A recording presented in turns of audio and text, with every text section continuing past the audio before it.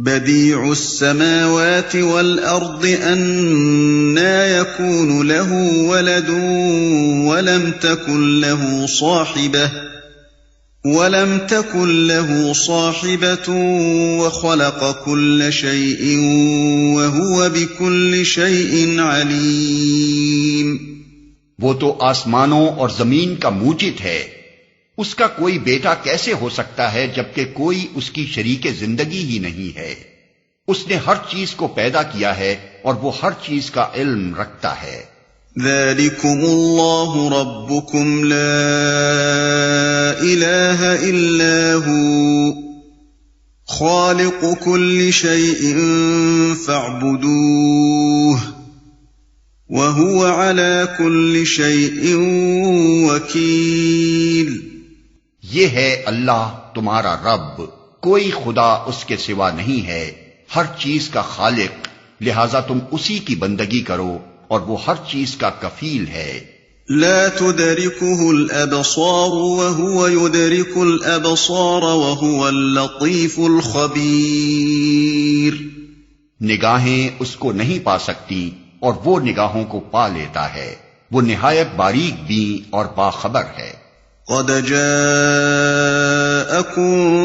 بصائر من ربكم فمن أبصر فلنفسه ومن عمي فعليها وما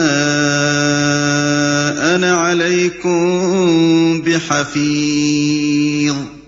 دیکھو تمہارے پاس تمہارے رب کی طرف سے بصیرت کی روشنیاں آ گئی ہیں، اب جو بینائی سے کام لے گا اپنا ہی بھلا کرے گا اور جو اندھا بنے گا خود نقصان اٹھائے گا، میں تم پر کوئی پاسبان نہیں ہوں۔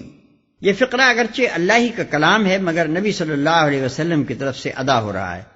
قرآن مجید میں جس طرح مخاطب بار بار بدلتے ہیں کہ کبھی نبی صلی اللہ علیہ وسلم سے خطاب ہوتا ہے، کبھی اہل ایمان سے، کبھی اہل کتاب سے، کبھی کفار و مشرکین سے، کبھی قریش کے لوگوں سے، کبھی اہل عرب سے اور کبھی عام انسانوں سے، حالانکہ اصل غرض پوری نوع انسانی کی ہدایت ہے۔ اسی طرح متکلم بھی بار بار بدلتے ہیں، کہیں متکلم خدا ہوتا ہے، کہیں وحی لانے والا فرشتہ، کہیں فرشتوں کا گروہ، کہیں نبی صلی اللہ علیہ وسلم اور کہیں اہل ایمان، حالانکہ ان سب صورتوں میں کلام وہی ایک خدا کا کلام ہوتا ہے۔ میں تم پر پاسبان نہیں ہوں، یعنی میرا کام بس اتنا ہی ہے کہ اس روشنی کو تمہارے سامنے پیش کر دوں، اس کے بعد آنکھیں کھول کر دیکھنا یا نہ دیکھنا تمہارا اپنا کام ہے۔ میرے سپرد یہ خدمت نہیں کی گئی ہے کہ جنہوں نے خود آنکھیں بند کر رکھی ہیں ان کی آنکھیں زبردستی کھولوں اور جو کچھ وہ نہیں دیکھتے وہ انہیں دکھا کر ہی چھوڑوں۔ وَكَذَلِكَ نُصَرِّفُ الْآيَاتِ وَلِيَقُولُوا دَرَسْتَ وَلِنُبَيِّنَهُ لِقَوْمٍ يَعْلَمُونَ۔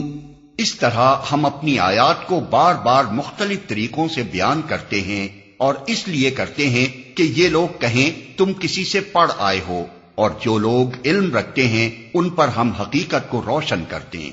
یہ وہی بات ہے جو سورہ بقرہ رکوع 3 میں فرمائی گئی ہے کہ مچھر اور مکڑی وغیرہ چیزوں کی تمثیلیں سن کر حق کے طالب تو اس صداقت کو پا لیتے ہیں جو ان تمثیلوں کے پیرائے میں بیان ہوئی ہے، مگر جن پر انکار کا تعصب مسلط ہے وہ طنز سے کہتے ہیں کہ بھلا اللہ کے کلام میں ان حقیر چیزوں کے ذکر کا کیا کام ہو سکتا ہے۔ اسی مضمون کو یہاں ایک دوسرے پیرائے میں بیان کیا گیا ہے۔ کہنے کا مدعا یہ ہے کہ یہ کلام لوگوں کے لیے آزمائش بن گیا ہے جس سے کھوٹے اور کھرے انسان ممیز ہو جاتے ہیں۔ ایک طرح کے انسان وہ ہیں جو اس کلام کو سن کر یا پڑھ کر اس کے مقصد و مدعا پر غور کرتے ہیں اور جو حکمت و نصیحت کی باتیں اس میں فرمائی گئی ہیں ان سے فائدہ اٹھاتے ہیں۔ بخلاف اس کے ایک دوسری طرح کے انسانوں کا حال یہ ہے کہ اسے سننے اور پڑھنے کے بعد ان کا ذہن مغز کلام کی طرف متوجہ ہونے کے بجائے اس ٹٹول میں لگ جاتا ہے کہ آخر یہ امی انسان یہ مضامین لایا کہاں سے ہے، اور چونکہ مخالفانہ تعصب پہلے سے ان کے دل پر قبضہ کیے ہوتا ہے اس لیے ایک خدا کی طرف سے نازل شدہ ہونے کے امکان کو چھوڑ کر باقی تمام ممکن التصور صورتیں وہ اپنے ذہن سے تجویز کرتے ہیں اور انہیں اس طرح بیان کرتے ہیں گویا انہوں نے اس کتاب کے ماخذ کی تحقیق کر لی ہے۔ اتبع ما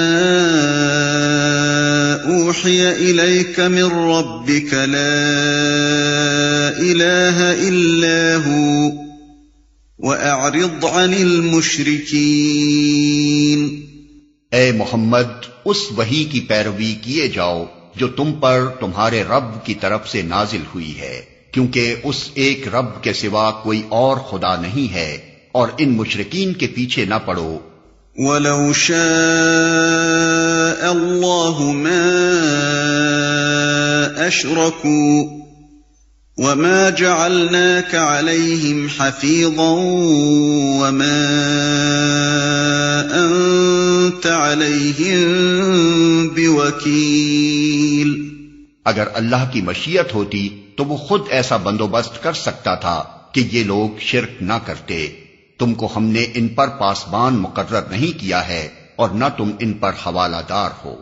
مطلب یہ ہے کہ تمہیں داعی اور مبلغ بنایا گیا ہے، کوتوال نہیں بنایا گیا۔ تمہارا کام صرف یہ ہے کہ لوگوں کے سامنے اس روشنی کو پیش کر دو اور اظہار حق کا حق ادا کرنے میں اپنی حد تک کوئی کسر اٹھا نہ رکھو۔ اب اگر کوئی اس حق کو قبول نہیں کرتا تو نہ کرے۔ تم کو نہ اس کام پر مامور کیا گیا ہے کہ لوگوں کو حق پرست بنا کر ہی رہو، اور نہ تمہاری ذمہ داری و جواب دہی میں یہ بات شامل ہے کہ تمہارے حلقہ نبوت میں کوئی شخص باطل پرست نہ رہ جائے۔ لہذا اس فکر میں خواہ مخواہ اپنے ذہن کو پریشان نہ کرو کہ اندھوں کو کس طرح بینا بنایا جائے اور جو آنکھیں کھول کر نہیں دیکھنا چاہتے انہیں کیسے دکھایا جائے۔ اگر فی الواقع حکمت الہی کا تقاضا یہی ہوتا کہ دنیا میں کوئی شخص باطل پرست نہ رہنے دیا جائے تو اللہ کو یہ کام تم سے لینے کی کیا ضرورت تھی؟ کیا اس کا ایک ہی تکوینی اشارہ تمام انسانوں کو حق پرست نہ بنا سکتا تھا؟ مگر وہاں تو مقصود سرے سے یہ ہے ہی نہیں۔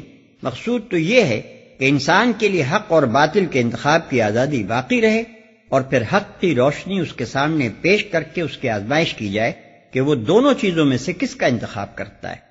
بس تمہارے لیے صحیح طرز عمل یہ ہے کہ جو روشنی تمہیں دکھا دی گئی ہے اس کے اجالے میں سیدھی راہ پر خود چلتے رہو اور دوسروں کو اس کی دعوت دیتے رہو۔ جو لوگ اس دعوت کو قبول کر لیں انہیں سینے سے لگاؤ اور ان کا ساتھ نہ چھوڑو، خواہ وہ دنیا کی نگاہ میں کیسے ہی حقیر ہوں، اور جو اسے قبول نہ کریں ان کے پیچھے نہ پڑو۔ جس انجام بد کی طرف وہ خود جانا چاہتے ہیں اور جانے پر مصر ہیں اس کی طرف جانے کے لیے انہیں چھوڑ دو۔ وَلَا تَسُبُّوا الَّذِينَ يَدْعُونَ مِن دُونِ اللَّهِ فَيَسُبُّوا اللَّهَ عَدْوًا بِغَيْرِ عِلْمٍ كَذَلِكَ زَيَّنَّا لِكُلِّ أُمَّةٍ عَمَلَهُمْ ثُمَّ إِلَى رَبِّهِمْ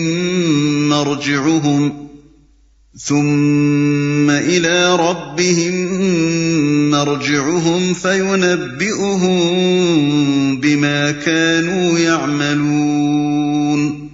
اور اے ایمان لانے والو، یہ لوگ اللہ کے سوا جن کو پکارتے ہیں انہیں گالیاں نہ دو، کہیں ایسا نہ ہو کہ یہ شرک سے آگے بڑھ کر جہالت کی بنا پر اللہ کو گالیاں دینے لگیں۔ ہم نے تو اسی طرح ہر گروہ کے لیے اس کے عمل کو خوشنما بنا دیا ہے، پھر انہیں اپنے رب ہی کی طرف پلٹ کر آنا ہے، اس وقت وہ انہیں بتا دے گا کہ وہ کیا کرتے رہے ہیں۔ کہیں ایسا نہ ہو کہ یہ شرک سے آگے بڑھ کر جہالت کی بنا پر اللہ کو گالیاں دینے لگیں۔ یہ نصیحت نبی صلی اللہ علیہ وسلم کے پیرووں کو کی گئی ہے کہ اپنی تبلیغ کے جوش میں وہ بھی اتنے بے قابو نہ ہو جائیں کہ مناظرے اور بحث و تکرار سے معاملہ بڑھتے بڑھتے غیر مسلموں کے عقائد پر سخت حملے کرنے اور ان کے پیشواؤں اور معبودوں کو گالیاں دینے تک نوبت پہنچ جائے، کیونکہ یہ چیز ان کو حق سے قریب لانے کے بجائے اور زیادہ دور پھینک دے گی۔ اس کے عمل کو خوشنما بنا دیا ہے۔ یہاں پھر اس حقیقت کو ملحوظ رکھنا چاہیے جس کی طرف اس سے پہلے بھی ہم اشارہ کر چکے ہیں کہ جو امور قوانین فطرت کے تحت رونما ہوتے ہیں اللہ تعالیٰ انہیں اپنا فعل قرار دیتا ہے، کیونکہ وہی ان قوانین کا مقرر کرنے والا ہے، اور جو کچھ ان قوانین کے تحت رونما ہوتا ہے وہ اسی کے امر سے رونما ہوتا ہے۔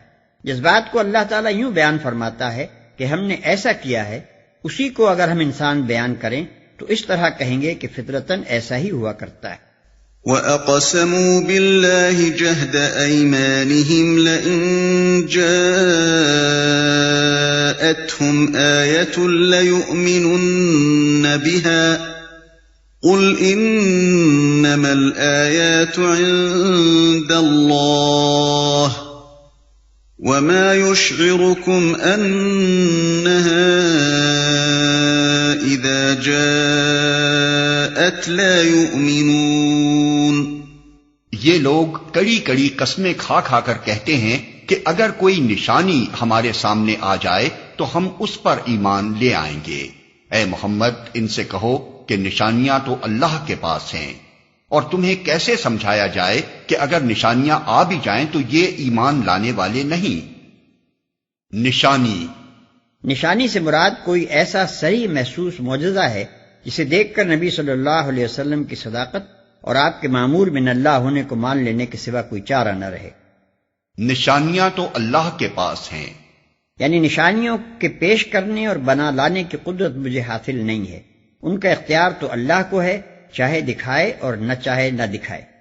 یہ ایمان لانے والے نہیں۔ یہ خطاب مسلمانوں سے ہے جو بےتاب ہو کر تمنا کرتے تھے اور کبھی کبھی زبان سے بھی اس خواہش کا اظہار کر دیتے تھے کہ کوئی ایسی نشانی ظاہر ہو جائے جس سے ان کے گمراہ بھائی راہ راست پر آ جائیں۔ ان کی اسی تمنا اور خواہش کے جواب میں ارشاد ہو رہا ہے کہ آخر تمہیں کس طرح سمجھایا جائے کہ ان لوگوں کا ایمان لانا کسی نشانی کے ظہور پر موقوف نہیں ہے۔ وَنُقَلِّبُ أَفْئِدَتَهُمْ وَأَبْصَارَهُمْ كَمَا لَمْ يُؤْمِنُوا بِهِ أَوَّلَ مَرَّةٍ وَنَذَرُهُمْ فِي طُغْيَانِهِمْ يَعْمَهُونَ۔ ہم اسی طرح ان کے دلوں اور نگاہوں کو پھیر رہے ہیں جس طرح یہ پہلی مرتبہ اس پر ایمان نہیں لائے تھے۔ ہم انہیں ان کی سرکشی ہی میں بھٹکنے کے لیے چھوڑے دیتے ہیں، جس طرح یہ پہلی مرتبہ اس پر ایمان نہیں لائے تھے۔ یعنی ان کے اندر وہی ذہنیت کام کیے جا رہی ہے جس کی وجہ سے انہوں نے پہلی مرتبہ محمد صلی اللہ علیہ وسلم کی دعوت سن کر اسے ماننے سے انکار کر دیا تھا۔ ان کے نقطہ نظر میں ابھی تک کوئی تغیر واقع نہیں ہوا ہے، وہی عقل کا پھیر اور نظر کا بھینگا پن جو انہیں اس وقت صحیح سمجھنے اور صحیح دیکھنے سے روک رہا تھا، آج بھی ان پر اسی طرح مسلط ہے۔